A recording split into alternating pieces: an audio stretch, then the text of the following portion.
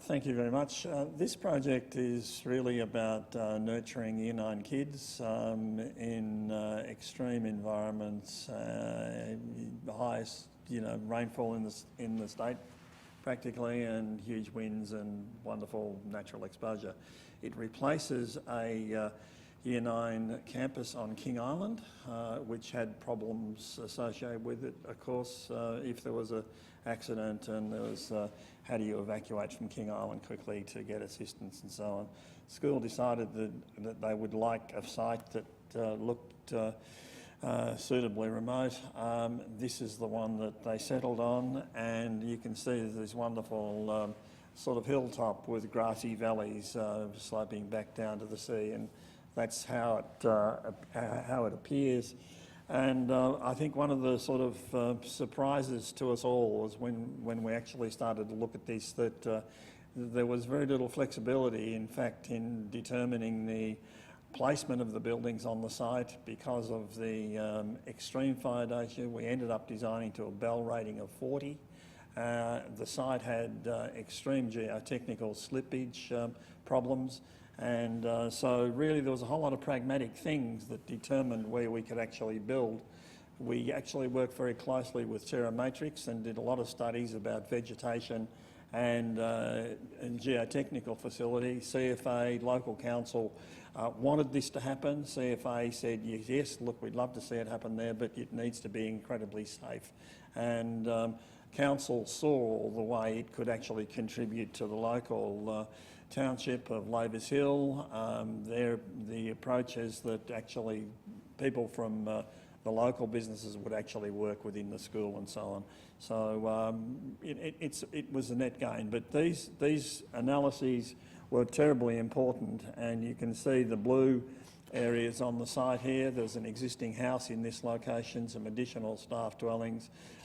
Really, we ended up with a separation of 105 square metres, from 105 linear metres from any building we had to put on the site.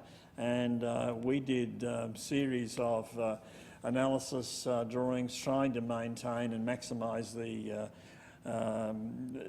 vegetation that we could keep on the site. We originally wanted to actually build buildings back down in here, and that would have been absolutely devastating. So you can see it follows the contours.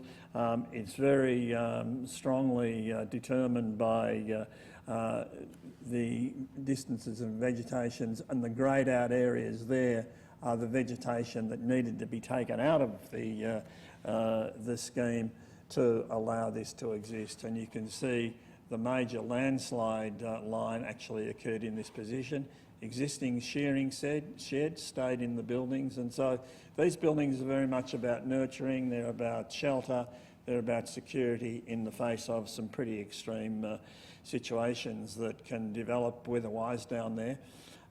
From the point of view of the client, the idea was that they wanted their young students to actually experience the sort of the remoteness, the sense of exposure and self-reliance, and it certainly does this in bucket loads. You can see the starting point. This is probably one of the most difficult builds that we've actually seen for a long time. Fire rating 40 means that the floor has to be fire rated, so it was done with Hebel slabs and steel. There's no external material that is anything but non-combustible, so things like decks or metal, handrails, and when we really looked at the structure of the project, there's no way that we could actually do excavation into this site, so it all had to be sort of screw piled and suspended above the site. So you can see here that it is pretty remote. There's a very large 99 kilowatt solar array here, the original house in this position, two new dwellings in this location, and then the campus back down here through this road, and a bunker for safety in this position. So there's the plan. These are the two dormitory blocks. The idea is that generally the split between genders is 50-50, but we've actually designed it so that when they're managing the numbers of students at the school, then you can actually take the end of one of these rooms and put students in that one, depending on gender and how it falls on that particular season. The students stay there for a semester, and it's mobile phones in the office and no contact whatsoever. There's a self-help kitchen. It's a commercial kitchen, so that the students assist with that.